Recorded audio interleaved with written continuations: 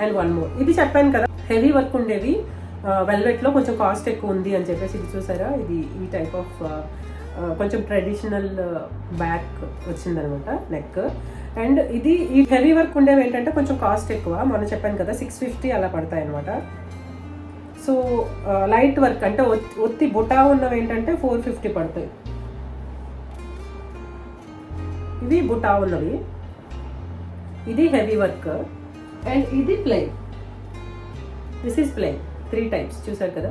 So ఈ 3 టైప్లు different prices పడతాయి అనమాట. హెవీ వర్క్ వచ్చేసరికి ఏంటంటే కొంచెం ప్రైస్ ఎక్కువ పడుతుంది.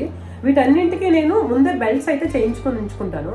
అండ్ వీటికి ఏంటంటే ఈ హెవీ వర్క్ వచ్చిన వాటికి ఇక్కడ హ్యాండ్కి చూసారా సరిపోలేదో ఏమో తెలియదు, హ్యాండ్కి వచ్చేసరికి ఇక్కడ ప్లెయిన్ వచ్చేసింది మళ్ళీ. సో రెడ్ దానికి బాగానే వచ్చింది.